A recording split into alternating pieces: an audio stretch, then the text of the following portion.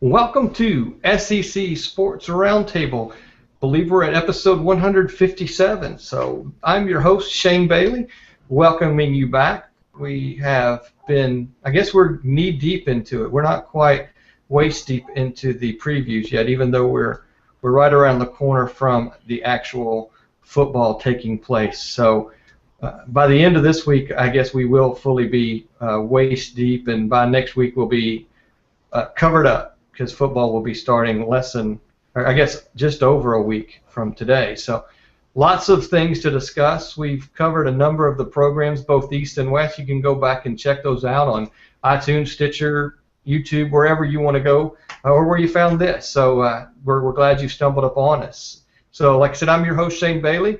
I've got joining me tonight Nick Jones. Welcome, Nick. It's good to be here and good to have Britton back, not to steal your thunder, but haven't seen him in a while. Yeah, Britton disappeared. I told him he was the Baltimore Colts of podcast hosts, and he just took off up and out of the night without telling anybody to another state. But he couldn't disappear. We tracked him down and got him back on the show. So welcome back, Britton.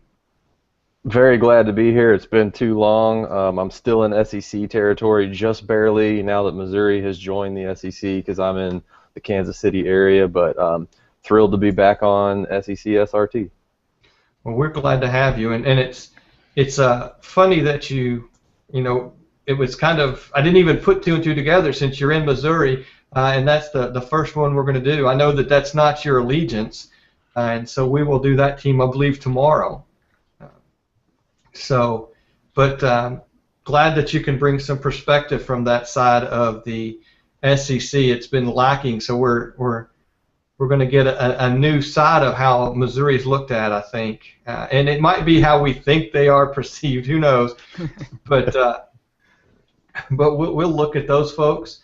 We'll also take a look at we'll stay on the other side of the Mississippi and deal with the Arkansas Razorbacks and talk about that program as well tonight. The two teams that are poised to compete for each side, East and West there, depending on who you ask. Some believe or get respect and others don't, but they both have the opportunity to fight and claw and scrape to work for a title here tonight. So we will talk about both of those programs. Nick, which one do you want to cover first? We'll let you pick tonight. Let's go with Missouri. I've got the sheet in front of me, and let's stay with Britton's native state now, which still sounds weird to say, but how about that? All right, so we'll start with Rodney Dangerfield. Gary Pinkel's Missouri Tigers, right? No respect. No respect. No respect. We'll just get started. Is that the way it's perceived out there in the land of Missouri?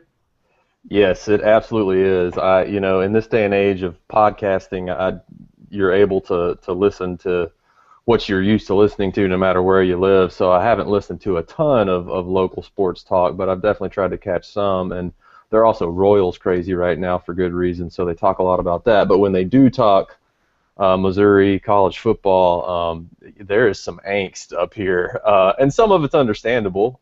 They do, there is a lack of respect, a lack of, are these guys really real? But they're upset about it. One specific example, it was just about a week ago, was one of the local hosts was just livid that anyone could even think of picking Tennessee to finish second in the East over Missouri this year, and just like inconsolably upset about it. And I just thought it was a little bit strange. They just have a little bit of a chip on their shoulder about things, and it was kind of funny, to be honest.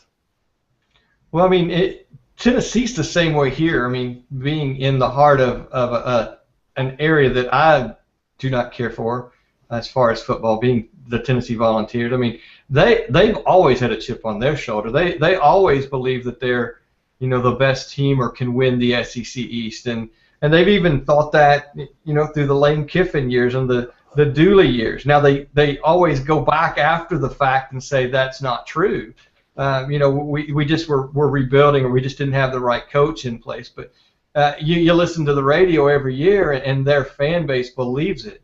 Now, the difference between the two is that Missouri has proven 2 years in a row that they can win the SEC East in this decade, unlike the Tennessee Volunteers. And I don't know if you've heard this out there. I mean, Butch Jones, probably before you left, was all on his horse about how great Tennessee was going to be this year, and there's been a little bit of backpedaling from that side of the camp. A few injuries and the thinness of their offensive line being shown, and you're not seeing that same vibrato coming from Butch Jones, in my opinion, about how they can compete for the East. They're more like a year away, and we've talked on another podcast that I believe Saban took them to a national championship in year 3 in his rebuilding, right? Correct. So it doesn't take more than 3 years if you do it right. And so that's a whole other podcast, and we're going to tee up Drew Young for this one, so it'll be fun to get that Tennessee side of things when we look at that. But I've said it before in another podcast as well. Fool me once, shame on me. Or whatever that saying is. Missouri is doing that. I mean, they have continued to prove us wrong. It's those folks that have been in the SEC or fans of the SEC for years and years. They've proven that they do belong here, and in some ways more than A&M. The way that A&M entered with all their glitter and fire into the SEC, Missouri's just the steady Eddie, racking off win after win, especially inside the conference, and proving that they do belong. Now, I think that last year they were the second best team in the East.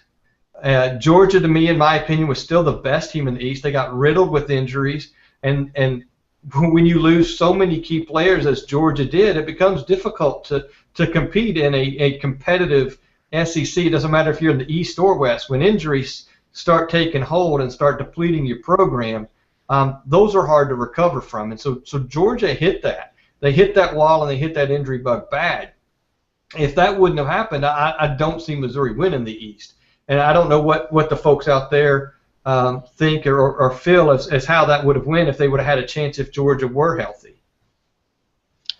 Yeah, well, it differs based on if you're talking to the fans who let's be honest, we're all a little bit biased, or I guess observers who have a little bit of a fair opinion of how things might play out.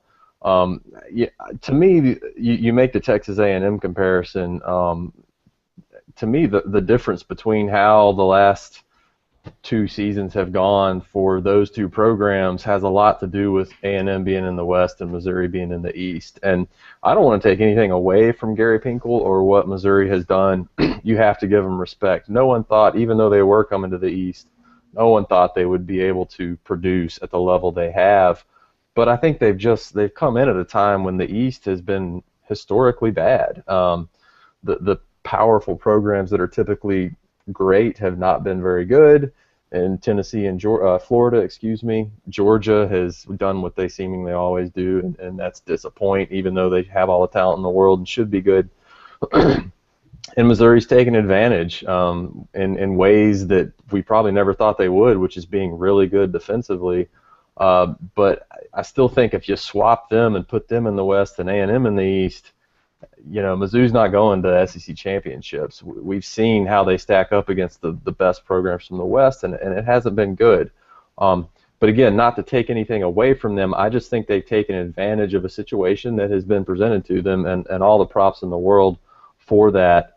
But I'm still, and maybe it's going to bite me, I still find it really hard to accept them or to bet on them as a true favorite at the beginning of a football season. Nick, what do you think? I think y'all are both right. I mean, you have to play the hand you're dealt, and it's tough to say, especially from an SEC West perspective, especially from comparing the 2 teams that entered at the same time in Texas A&M and Missouri. That's an easy comparison, you would think, but then you look at the facts and you say, well, Texas A&M's having to play Alabama, Ole Miss, Mississippi State, LSU, Arkansas, week in and week out, and you see as we get in later to the Missouri schedule, I was sitting here looking at the schedule, and I'm like, wow, even though I'm not sure if they can win a third straight SEC East title, you look at these teams that they're playing, and it kind of catches you by surprise just the way it stacks up. And if you get, two of the weaker teams in the SEC West, like they have in previous years and like they possibly will this year, debatably, if you can say that there is a weak team in the SEC West, it can shake out again. And, I'm conflicted. I still am.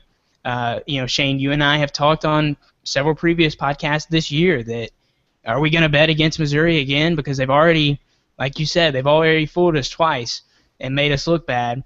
So I'm trying to come to terms with the fact that the SEC East is more imbalanced than it's ever been before, the West being so great, and also the fact, like Britton said, that Georgia almost every single year consistently underperforms. No matter last year, you can chalk it up to injury, but if you look at previous years, they've been there before. Even in the years that in 2011 and 2012, 2011, when they played Alabama in the SEC title game, I guess that was 2012. That was a great football team. They took Alabama toe-to-toe, and a lot of people believe that they would have went on to win the national championship if they would have beaten Alabama. But at the same time, a lot of these teams, you can't convince me tonight, a week and a half or a week before the season starts, that they are ready to compete. And if Missouri is ready to compete, and let's just say Georgia's quarterback situation doesn't work out and Tennessee is still too young and has too many injuries, there's a lot of room. We talked about that earlier this preseason, how much room there is at the top of the SEC East, just like there's a ton of room at the 2nd through 5th place positions in the SEC West. So not to say that people may think we're hating on Missouri, and give credit where credit's due, but at the same time, I think it could be like these last 2 years, just because of the SEC East, there's a lot of headroom, there's a lot of upside for Missouri. So we say all that and look at that, and realistically, if Georgia does the same thing they've done over the last decade and underperform, as you all say, that opens the door for Missouri to win the East, in my opinion. For a third straight year. Do they go on to win the SEC? I don't think there's any way possible.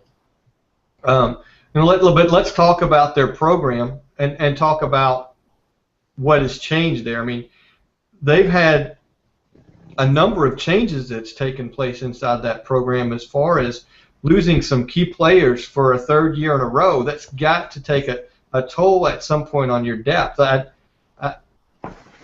Missouri could prove me wrong, but they've not been able to prove consistently that they've been able to rebuild and perform, and just like the Alabama in the West, where one man's down, the next guy's stepping up and taking his place, and they barely miss a beat because they have the depth. I don't see that depth in Missouri.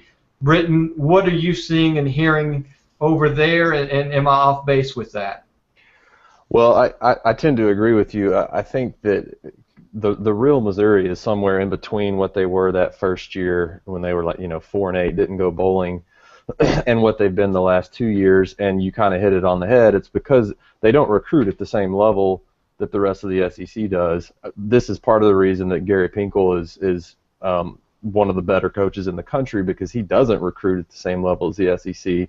So he's clearly very good at player development. And it's a similar conversation to what we were saying last year when they lose Michael Sam and Coney Ely, and you're like, how could they lose two super productive defensive line studs and expect to compete at the same level? And then along came Shane Ray and Marcus Golden, who were outstanding last year, and now those guys are both gone. And then they also had a defensive tackle with was in an automobile accident, and they're starting basically all freshmen and sophomores on the defensive line, and it's like you don't see the evidence in the recruiting to say, well, they're just going to plug 3 5-stars in and be okay.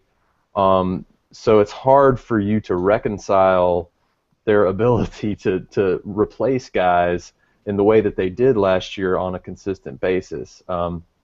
again, it will come down to player development. But, they lost a ton of defensive linemen. They lost a ton of receivers.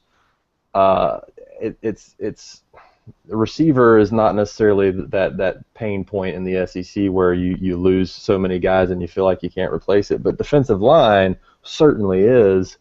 And last year they were able to replace it with guys that, people outside of the Missouri fan base probably didn't know and hadn't heard of.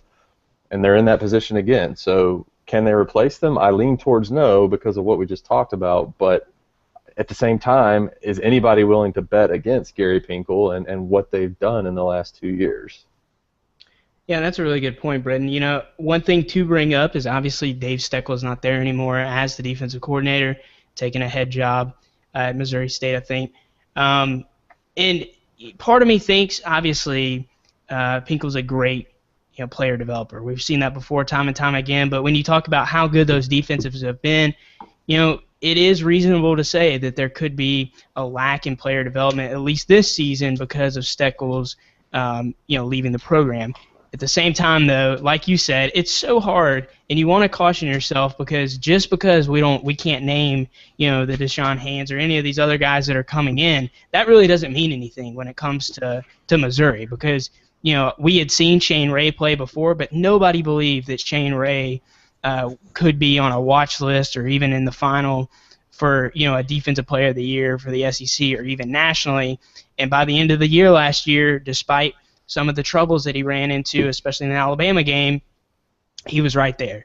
And that's saying something. And they've got some guys, they've got talent, but like you said, they're freshmen, sophomores. I think they've got a JUCO transfer that we'll probably have to see some time. And one of the things that I think is going to be key is, to me, the offense is kind of diminished over time. I always thought that their best offensive performance was 2 years ago when they had a veteran quarterback, and last year Matty Mock, he proved that he could win games, but it was not pretty at times. And let's be truthful. All that matters, especially for Missouri or any of these other teams, it doesn't matter about your stat line. It doesn't matter how many interceptions you're throwing as long as you're winning games. Now, granted, interceptions normally don't win you many games, but Matty Mock proved last year, especially against Alabama, we saw it. That still is burned in my memory, the fact that it could have been Alabama's defense, probably was, but the fact that he could hit those big plays just about at any time in the game to keep them in it, and he did that several times last year.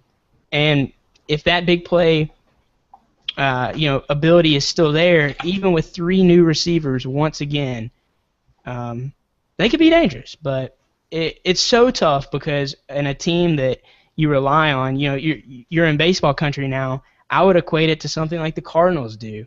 I mean, the Cardinals can bring up 3 or 4 guys every single year to win a World Series that you've never even heard of, and then they'll go into oblivion or go somewhere else, and they won't be nearly as good because it's all system ball. And I love system ball, but it's just so hard to predict. Yes and no. I mean, I like where you try to go with St. Louis, but St. Louis has one of the best farm systems in Major League Baseball. Yeah, that's true. Even though we don't know who some of those players are, because A, I don't like the St. Louis Cardinals. I'm a Cubs fan. B, I mean, you're looking at single A, and you got East Coast ball, and you got Summer League ball, and you got Double A, and you got Triple A. I mean, unless you're a hardcore baseball player, when you've got 10,000 draft rounds per year, and every high school player in America basically getting drafted somewhere and slotted, it's impossible to know unless you live, eat, sleep, and breathe baseball how good their farm system is. But St. Louis, year after year, has built that farm system. So to me, a St. Louis, as much as I don't like to give them this, is they're more like an Alabama because it's the next guy up mentality with that farm system. Now, I will agree with you with the offense. I think this year for Missouri, where last year their defense won them games, this year their offense, I think will have to be the one that can win them some ball games. You talked about the loss of Steckel as defensive coordinator. They brought in Odom from Memphis, and I was quickly looking back at Memphis's scores, and defensively when they started playing a good team, it wasn't pretty for them. Even though they had a good win-loss record, I mean they beat somebody like Austin Peay, but they get beat by UCLA. They beat Middle Tennessee, but they're going to lose to an Ole Miss. They're going to win Cincinnati, but they're going to lose to Houston. So anytime you get a decent program that they're up against, they struggled defensively. You throw that into a mix with Missouri, where you're in somewhat of a rebuilding program. You've got a coach that goes from a 3-4 to a 4-3 mentality. Who knows what you're going to get on the defensive side of the ball at Missouri this year? You do have Matty Mock as an anchor on the offensive side of the ball, but he had some inconsistencies last year. I mean, there were times you looked at Matty Mock and you didn't know what he was doing, and then all of a sudden a light switched on about mid-season, and he became an incredible quarterback. But at the beginning of last season, he was a very erratic quarterback if my memory serves correctly. Yeah, well, I think that's one of the interesting things about it's interesting that we're doing Arkansas and Missouri at the same time tonight, because the big question in the entire SEC this year is the quarterback position. It seems like every team has, if not major question marks, at least minor question marks, who's going to be the starter. There's a few teams that are the exception, and these are two of those teams, Auburn being one of the other ones, that don't have a question, at least in terms of who the starter is, yet both teams still kind of have a, do you really trust this guy even though you know he's your starter? And Mock was, he could make the spectacular play. We talked about this last year. He could make the spectacular play, but he doesn't make the easy plays on a routine basis at all. He's not a high completion percentage guy. He was right around 50% for his entire career that he's been at Mizzou.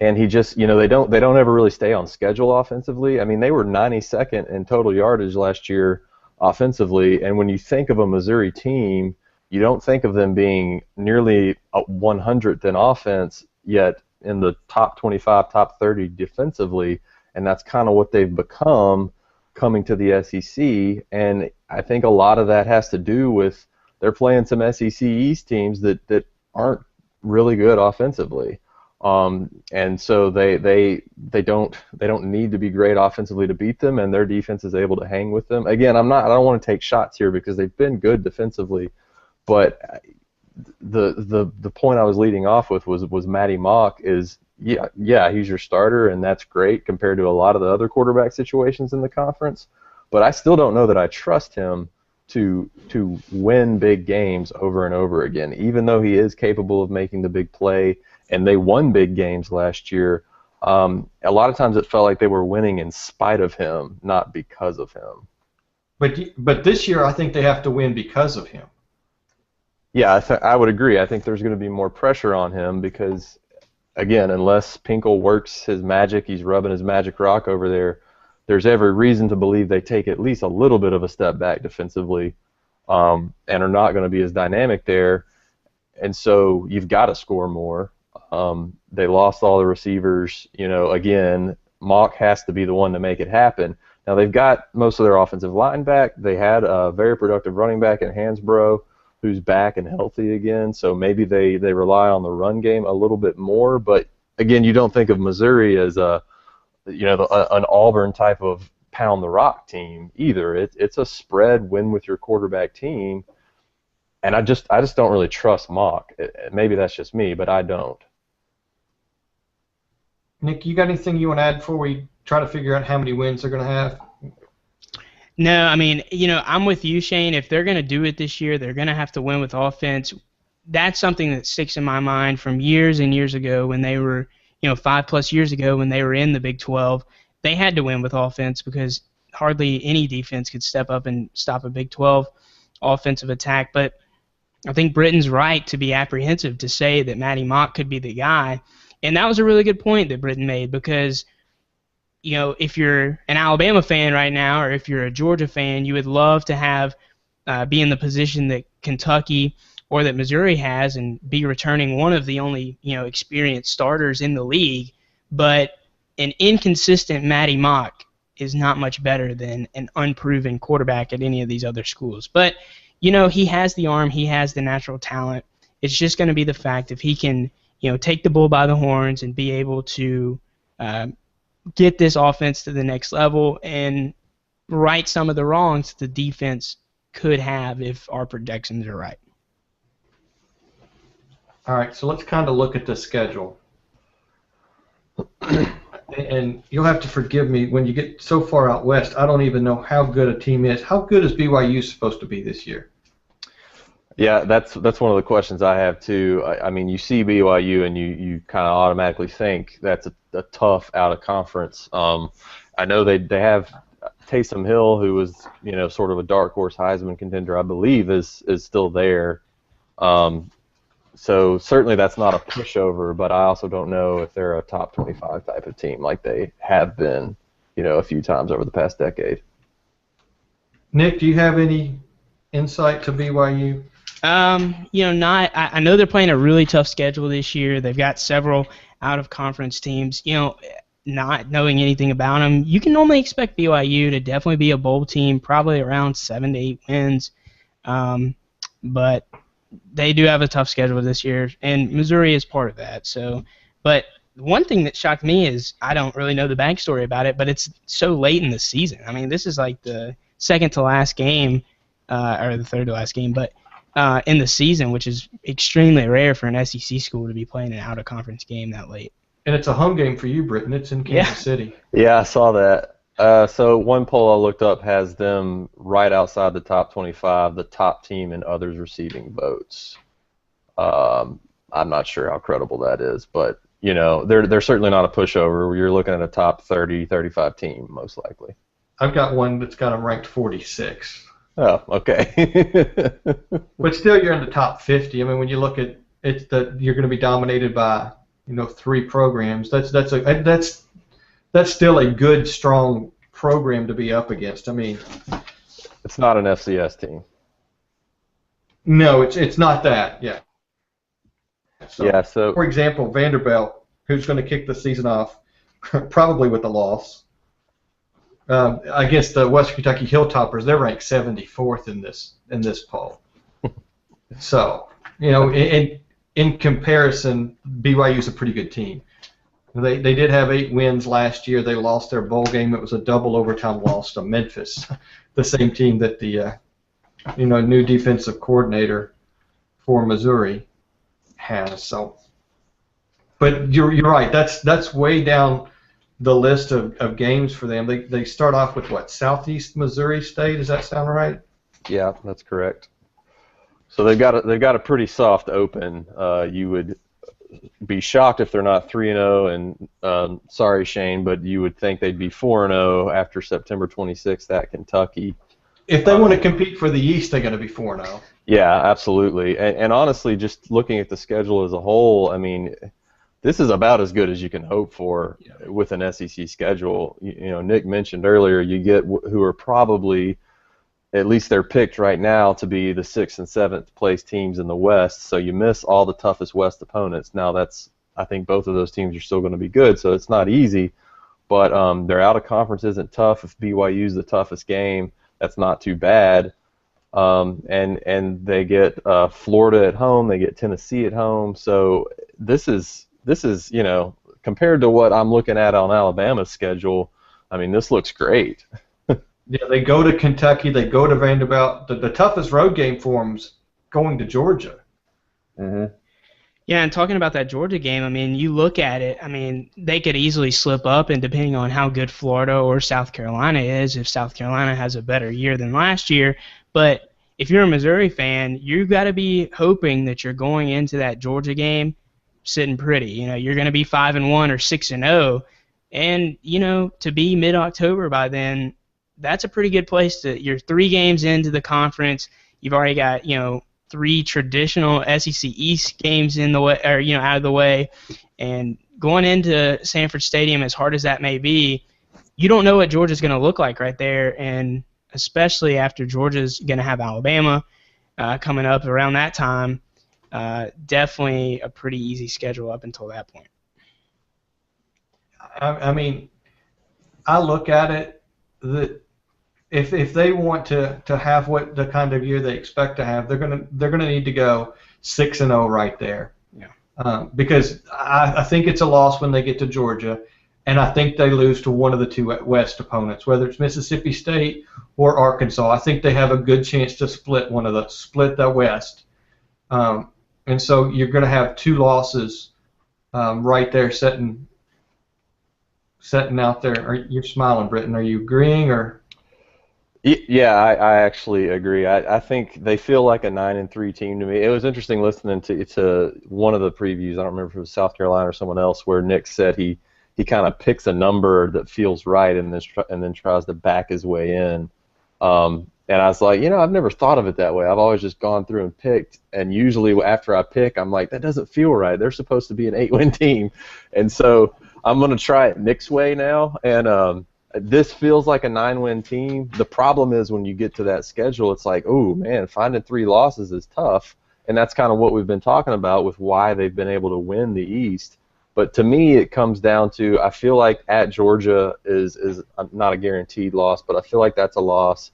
And then I'm the same as you, Shane. I think they split the Arkansas-Mississippi State series, and they split Tennessee and South Carolina, meaning they lose one of those in each of those 2 pairs. Exactly what I was thinking. Yeah, that's kind of where I'm going. You could even throw Florida into that South Carolina-Tennessee pair and make it a triumvirate where I think they lose one of those 3. It's just difficult to pick which one because the East is so uncertain.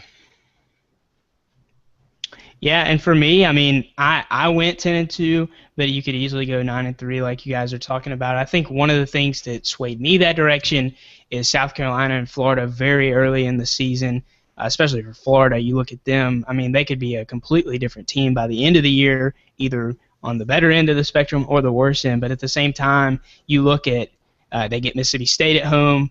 That Arkansas game is a little interesting to me. It is on the road, but I think it's so late. I always look at when it is during the year, and a lot of things could shake out. Missouri could end up being much worse than we think they're going to be, or Arkansas may not be what they're advertised to be, as we're going to talk about in a little bit.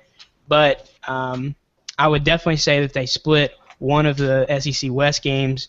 Just chicken scratch. I had them losing to Mississippi State, but I don't know. I think it's really interesting for me if that Florida or South Carolina game was much later in the year, especially after their bye. It could be very different for those 2 teams. But being early in the season with how much turnover Florida's going to have, and then South Carolina, as we talked about earlier, it's still kind of unknown. They did name Mitch their starter, but I don't know. Like you said, it's just even when you try to find these losses on there, with teams like UConn and BYU being your toughest out-of-conference game, the schedule is very favorable. Yeah, well, and from a balance perspective, I was just look. Mississippi State has the same bye week, so they both have the bye before they play each other.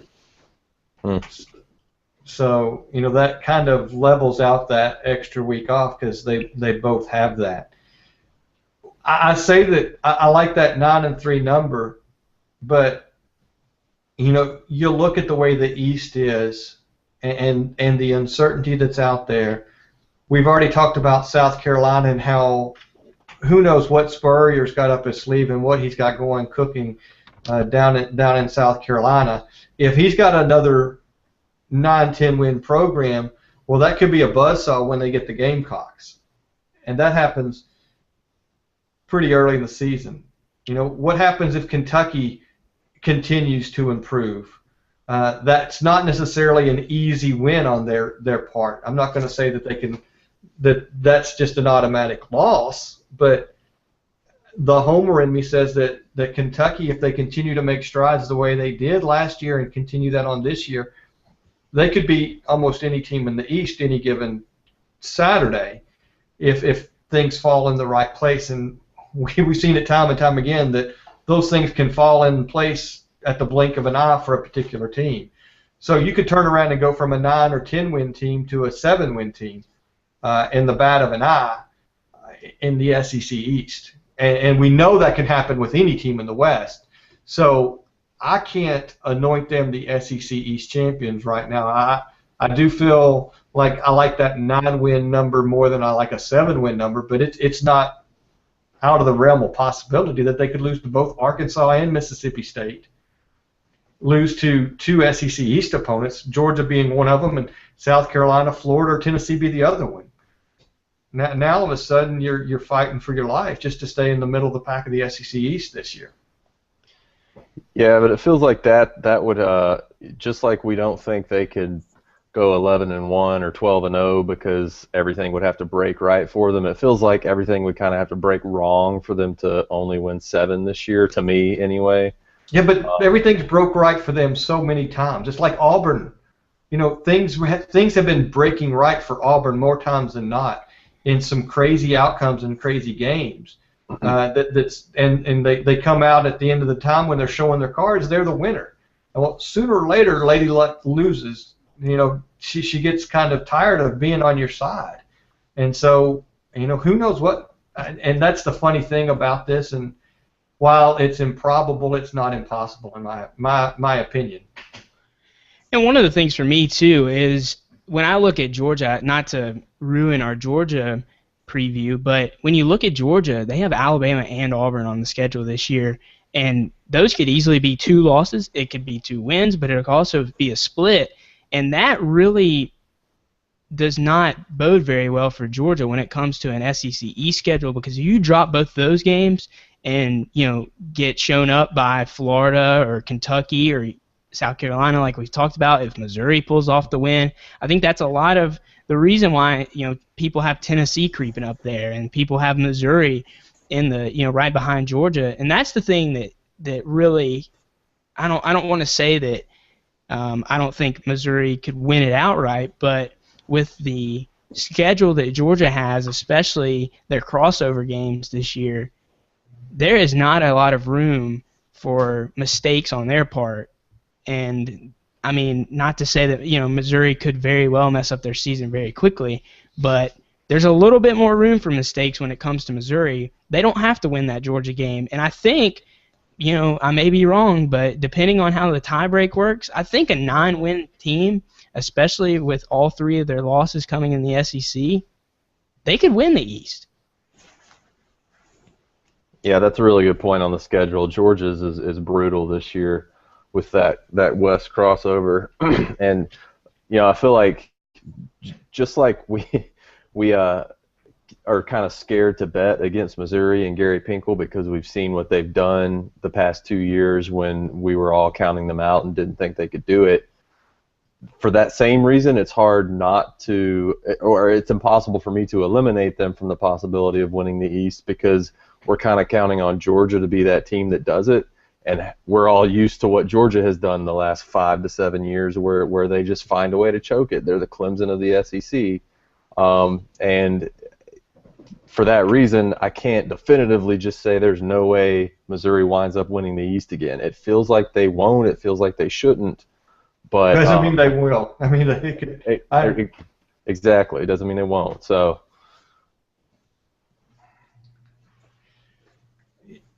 I don't know where to go with this because they're the hardest team, I think, of all the teams that we look at because even A&M, you see more of what to expect from them, and there's less uncertainty. You look at Missouri's roster and you look at their schedule and you see one thing, but who knows what actually happens when it plays out onto the field, and that's the great thing about the football, and we will find out shortly exactly what Missouri brings to the table this year. So I think we all believe 9 or 10 wins, great possibility to actually compete for the East again. It's going to be all up to Georgia to hand them their fate, I think, is the consensus here. It's Georgia's to lose, Missouri's to win. Is that fair? Yeah, I think that's – I don't want to speak for Nick, but I think Tennessee will have a little something to say about it, but it feels like it's Georgia. Yeah, that's well said. It's Georgia's to lose. And that might be what happens, and by default, someone else has to win it. All right. So we will close the book on the Missouri Tigers. Stay west of the Mississippi for the SEC. We'll flip sides and go to the west and talk the Arkansas Razorbacks. Britton, I'll let you kick us off on this one. I know you you have some friends that have a vested interest in the Razorbacks. So what do we expect after the turnaround really started to take place last year with Arkansas? You really started to see things fall into place with that program. A program that struggled to get wins in the SEC finally was able to overcome that and put some good quality wins together and ended up with a really fine end of the season, and you saw continual improvement every year. Are we going to expect to see some of those same leaps and bounds improvements this year from the Arkansas Razorbacks? So to me, Arkansas is one of the most interesting teams on the West side, and maybe in the whole SEC. There's a million storylines on the West, but Arkansas, it's so interesting how much of sort of a media darling they have been in this offseason and leading up to the regular season when you consider that they were 7-6 last year. And if you just looked at that record and looked at some of their statistics, you'd think, why are people so in love with this team? But then when you watched last season, we said over and over again, they're going to get one of these games. They're going to get one of these games. They were, every single game it seemed like it was a one-score game, a one-possession game, and they just couldn't find a way to get over the hump. You're seeing the team really take the shape that Bielema wants them to take, which is so interesting and makes the SEC even more interesting because we now have this huge split of the Alabamas, LSU's, Arkansas of the world who are run the ball, although Alabama wasn't that much last year, but run the ball, be powerful on offense, hold it, play good defense, and then the spread, speed it up, Auburn's of the world, Tennessee's of the world. So it just makes it so interesting. But it's still a little hard for me to buy into the amount of hype that there is surrounding Arkansas this season when you consider that, yes, they improved vastly last year, but they still lost a lot of games. And the strength of their team was that defense last year that was very, very good, and they lost a lot of folks off that. We talked about Missouri losing some really good defensive linemen. Arkansas had two in particular that were all SEC level performers, and Trey Flowers and Darius Philon. So I have question marks. They do have most of their offensive line coming back, which there's no team in the country that is better suited to be successful when that is the case than a Brett Bielema team. But there's lots of questions for me still. It's hard for me to buy all the way into the hype, again, because they're on the West. I hate to keep coming back to this, but if they're in the East, I'd be buying stock in Arkansas all day. But I still am just not really ready to go all the way with Arkansas when I think they still have some weaknesses and haven't really proven that they can get over the hump on a consistent basis. Yeah, and that's my sentiment as well. One of the things to me that is so interesting, and some people can probably figure this out, that I really love seeing a team like Arkansas. I was a really big fan of how Alabama played. I think the offense was great last year, but I really love this ground and pound style offense. But one of the things is, we saw Arkansas and Bielema essentially sell out to winning time of possession against Alabama, and they almost won it. They really should have won that game. You look at how poorly Alabama performed. It was a sloppy game. It was in the rain. I think they had a rain delay and all these things. But at the same time, Burt doesn't care how he's going to win these games. It's all about just grinding it out and scoring 3 more points than your opponent. But the thing to me is, if that defense slacks just a little bit, and one of my biggest things is, Shane, I mentioned, I think it was the USC, I slipped this in, talking about how Arkansas is once again going to have an amazing 1-2 punch at halfback, and that's something that really works in these programs. It's worked with Bielema at Wisconsin, even with the guys that he developed. Mike Gordon, you saw last year, was a product of his system. Obviously, he was gone, but losing Jonathan Williams is just a really big gash to me. I think Collins can play, there's no doubt, but if you're going to run the ball 40 and 50 times a game like we expect Arkansas to do, one back can't shoulder that. We've seen that at Alabama. Nick Saban would not let a Heisman Trophy winner and Mark Ingram carry the ball more than 25 or 30 times a game because it's an injury risk, but also players just can only go for so long. It's a conditioning issue. But if that defense slips just a little bit, this can really affect this system because we've seen this with Alabama time and time again under the Nussmeyers and under the McElwains. If Alabama got down big, you see that game that Alabama played a couple years ago at Texas A&M and how great of a comeback that was, but it was everything Alabama had to go toe-to-toe with Johnny Manziel on the rematch, after losing to him the year before, and they barely hung on to that game. And the problem is, for a team like Arkansas, especially, they do have Allen coming back, who I think could be a very much improved player, but if you don't have developed skilled players like Alabama's had in the past, and you solely rely on running the ball, if you get down, say 14 to Texas A&M or maybe to an Alabama, it's tough to get back in the game. And I don't think that Arkansas is there yet for that point of view, but at the same time, I think they easily have the best offensive line, returning, depending on what Alabama brings back and stuff. But I think they have the best offensive line returning in the SEC. And they probably have one of the largest offensive lines in the country. Yeah. I've seen a stat I think they would be like the second or third heaviest even in the NFL. But like Britton said, that is really important for a Bielema team. So, although they have a great offensive line, they have to have a great offensive line. So, that's the thing to me. The Trey Flowers and Phylon thing, those were two guys. They were probably the biggest surprises for me on the defensive side of the ball of any SEC team. And, they were, I hate saying this, but they were much better than their record last year. Like Britton said, they were going to, one of these teams they were going to catch up to and beat them. They finished the year pretty well, but there's not a lot of room for error on the schedule. Well, I think of this Arkansas program, and what I think of is the Ole Miss program. I think 2 years ago, when we looked at that program, as much hype as there was around that program and as much talent was on that program, the one thing that they did not have was depth. And so one key injury here, one key injury there, all of a sudden destroyed your chances to have that stellar year. And you saw that play out with Ole Miss because the year before, while they were thin, they pretty much went through the whole season unscathed with major injuries. They had some nicks and bruises, but they didn't have those players out for extended periods of time. If that were to happen, especially on the defensive side of the ball with Arkansas this year, as thin as they are defensively, I don't know if they're going to have the offensive power to play catch-up. Because while Allen's got a strong arm, who's going to be the person that's going to catch that ball? That's a question mark at receiver.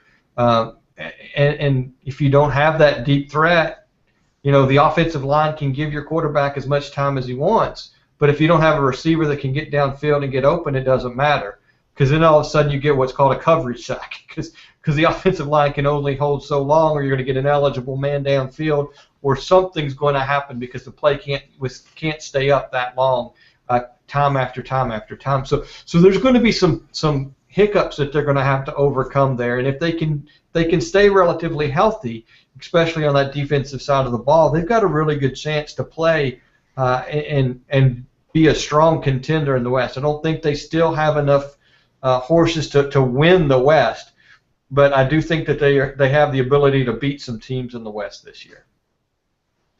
Well, the wide receiver thing is definitely a good point. I don't know, other than Missouri, who we just talked about, who's bringing all new people in, I don't know if there's another receiving core in the conference that is more of a no-name, group. I don't know if anyone outside of Arkansas fans could name the receivers unless they had those names in front of them. But if there's any style of play and any coach that can sort of mitigate the lack of explosive receivers, it's Bielema. I mean, and they do have a really good tight end in Hunter Henry, who caught a lot of balls last year. And through Bielema's history, I don't know, maybe Nick Toon was there at Wisconsin, I think, when he was there, but I can't really name any big play receivers that they've had. And so I don't know if that will really affect them, the fact that they don't have an explosive playmaker out there. Yeah, what happens if they get down 2 scores? Well, that's what I was going to say. And it was kind of what Nick was talking about. If you wed the the lack of explosive playmakers, a quarterback who, kind of like we talked about, is the unquestioned starter, but you don't really trust to win games for you, with a very possible regression defensively.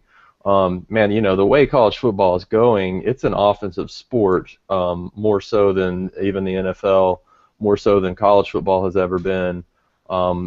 It's a lot more difficult to run the ball and play good defense now than it was 5 to 10 years ago, unless you are at least somewhat able to produce explosive plays in the passing game. And so I think that's going to be your storyline for most of the year. Is their defense going to be good enough to keep in touch, to keep contact, because they're still just not going to be an explosive offense. And going off of that, this is exactly what you said, but with the SEC West, this has Alabama was very explosive last year, and it's going to be tough for them to duplicate that, especially losing Blake Sims and Amari Cooper. But you look at the Texas A&Ms, you look at the Ole Misses, you look at the Auburns, even Alabama. If we believe that Kiffin can somewhat duplicate last year's results, this is the most explosive we've ever seen the SEC West when it comes to offense. And sure, Arkansas can match up with Alabama and play ground and pound, and they can do it with LSU. But outside of those two teams, you're not going to really play that style of football week in and week out. And I think it's a very real possibility that any of those 4 or 5 teams that I just mentioned could get up 14 points, 2 scores. And like we're talking about, the game could be over before it even starts. Yeah. And I mean, we have seen Wisconsin score quickly, but every time that happened, it was an 80-yard run from scrimmage. So I can't say that it's impossible, because if that offensive line opens up a large enough hole and they get through the secondary, Collins could potentially do that. But you can't rely on that as the way you're going to come back from a 2-score deficit or a 17-point deficit all of a sudden, where you're going to need 3 scores to get back in the game, especially when you're talking third quarter and your whole style of offense is control the clock. Well, the clock is not your friend at that point. Mm-hmm. And so, that's their biggest, some of their biggest issues. You look at their schedule as we try to figure out how many wins we're going to look at with this program. Their non-conference schedule is fairly favorable, in my opinion. I mean, you look at UTEP, Toledo, Texas Tech to get us started. Kingsbury is doing good things at Tech, but are they going to be a top-notch program? That should be a win for Arkansas, I would think. Yeah, I would think so too. I remember last year looking at this. Texas Tech had a pretty good 2013 season, and we kind of pinpointed this. Arkansas, who went to Lubbock last year, this game is sort of this is a huge game for Arkansas' season, because if they lose this, there's every chance in the world they don't become bowl eligible, and that turned out to be true, as they just barely were bowl eligible. But then they also dominated Texas Tech, and it was kind of like Texas Tech started this dip and had a pretty bad year, and Arkansas started this ascension that has led to all the hype this year. And I don't think there's any reason to believe that Texas Tech is going to be a much different opponent this year. So if it's a Big 12 school, so that's something. But if that's your toughest out of conference game, which it is in this case, that's a schedule I would take. So then they get to face a team that I don't think even leaves their state. Is that correct? Do they leave the state once? Texas A&M? Maybe once. It's very little that they have to leave the actual state of Texas for their season, because they have this game, and then I think they have another neutral site game in Houston, maybe. To kick. I didn't know that. Yeah, and then their first 5 games are in Texas, and the first one being Arizona State and Houston. Okay. And then they have the other 3 non-conference games are Texas teams. Yep. So So they don't get to leave the state very much. But they get Texas A&M at Arlington, so it's a neutral site game. To me, this is, like we've talked about, this is a really interesting game. Just like Alabama in the past couple of years, you look at how they're going to struggle. And to me, I'm not completely buying in on Texas A&M right now. I know we've talked a little bit about them. I think you guys already covered them, but to me, right now, sitting here today, Arkansas wins this game. It is a neutral site game, despite being in Arlington, in Dallas, in Jerry World. But the thing that I look at here is, you have Tennessee coming up next, but the thing is the polar opposite of what this season could be for Arkansas for the first 5 games leading into that Alabama than it was last year. You look at Arkansas got the very rare conference opening game the first weekend, was forced to play against Jeremy Johnson, but at Auburn, no less. It wasn't even and lost pretty bad.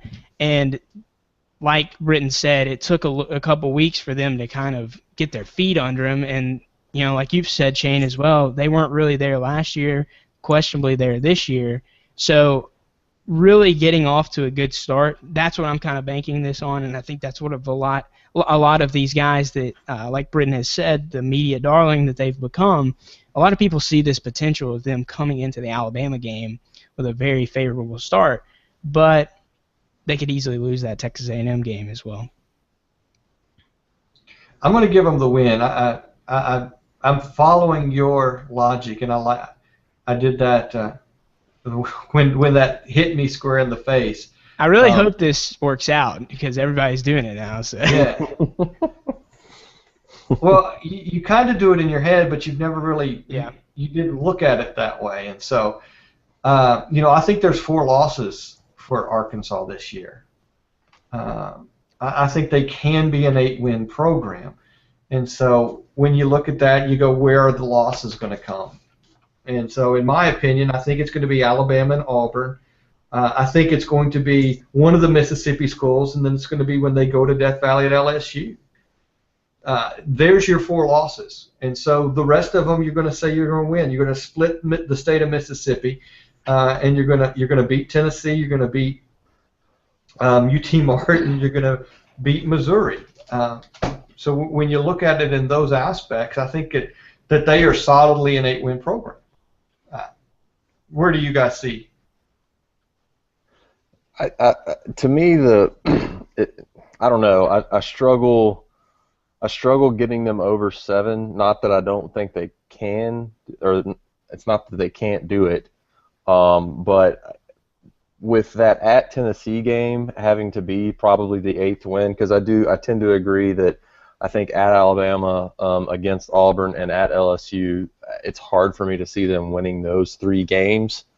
And so then you've got at Ole Miss and Mississippi State coming to Arkansas. If one of those kind of agree with you, it's hard for me to envision them beating both Mississippi schools. So that means you've got to go at Tennessee to get to that 8th win.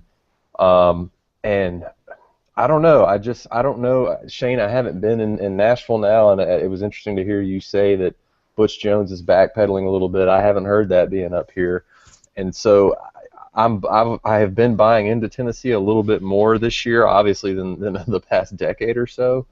And with that being at Tennessee, if Tennessee is what I think they can be, that I would definitely not call that an automatic win for Arkansas. Yeah, and to me, like we said last year, like y'all brought up, I think that was an excellent point, how we pegged one game being kind of the linchpin to them being bowl eligible. I think this year you're going to have to pick one of these road games to get to that 8-win season, which would barely be an improvement over last year.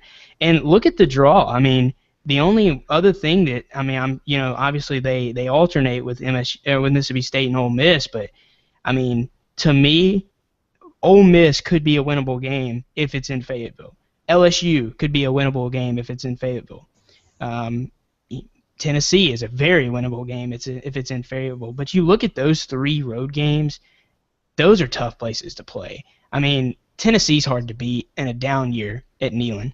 LSU, you can never count on anything in a night game at LSU, which it could, it might not. We don't know if it's a night game or not, but at worst, it's going to be the middle of the day at 2:30. Yeah. CBS game. It's not going to be an early game. We can guarantee that. So with the S Network slate of extra night games.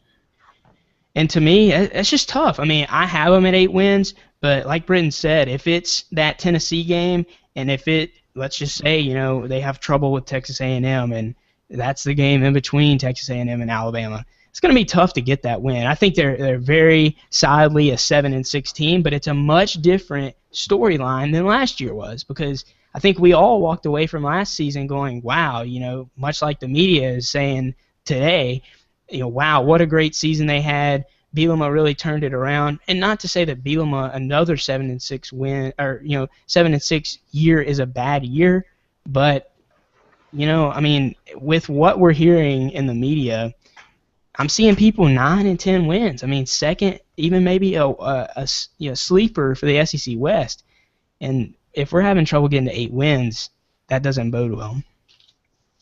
Well, it's interesting on SEC schedules. This is something we talk about every year in these previews. You always have that like murderer's row of 3 or 4 games in a row that are. It's just you look at the schedule and you think that's brutal. I can't believe we have to do that. Arkansas has 2 of those. Yep. Starting September 26th with Texas A&M, in consecutive weeks they go Texas A&M at Tennessee at Alabama, then a bye week, and then Auburn. So that's 4 tough games in 5 weeks. Then they catch a break with UT Martin on Halloween, and then they close with 4 tough games in a row at Ole Miss, at LSU, and then Mississippi State and Missouri at home. And without a bye that time. And Nick's point is well taken. It's really hard to imagine finding 10 wins there when you've got 2 stretches that are just murderer's row like that. Yeah. Well, I know that I don't give the Tennessee Volunteers the credit that they might deserve, but you make a valid point that the 8 wins could easily become 8 and 4 could easily become 7 and 5 if Tennessee is a program that's got some legitimacy back to the program, and they are well on their way. It's just I need to see it being proven in realistic terms, not a fluke loss or a fluke win against a South Carolina program that they probably didn't deserve to win. When you're hanging your hat on that kind of a win, last year is your signature win, beating South Carolina when South Carolina started the season off just getting destroyed. It doesn't have the same tenor to it.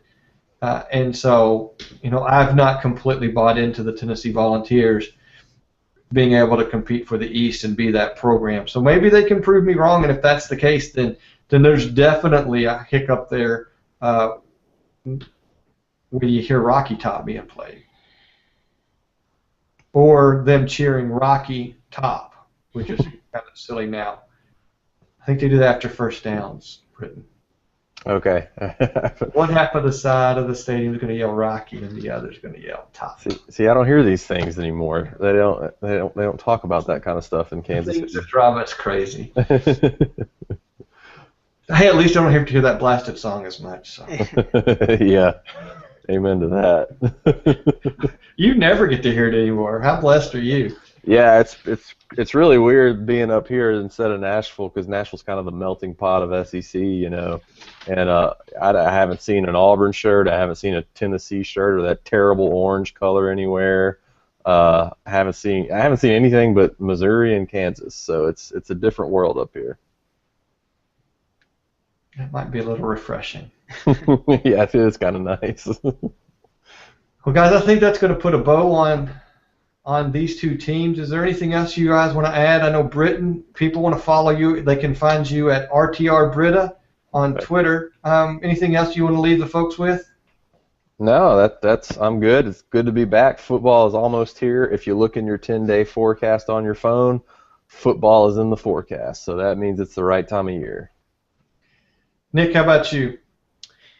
Yeah, you can follow me on Twitter, twitter.com/thatnickjones. And, Shane, I think I speak for us all. it was so much fun when we got all that, I guess you would say, hate from all those Texas A&M fans. So if you're listening to this right now, we'd love to hear from you, whether it's on YouTube or email or Twitter. Twitter's a great place for this. However you want to get in touch with us. If you're an Arkansas fan, if you're a Missouri fan, you still think we're disrespecting you, we'd love to hear it from you. That's a good point. And now you are found on Bama Hammer still, correct? Yep, BamaHammer.com. If you're an Alabama fan, great place to find your news. There's a lot of news sites out there, but our team does a really good job, full-time football coverage. And, if you want to support the fan-sided network, which Bama Hammer's a part of, if you're an SEC fan, they've got a site for you. All right. Guys, thank you so much for being on here. Tomorrow we have, Alabama and Kentucky. So we will be back here doing this once again. And until then, we will call this podcast done.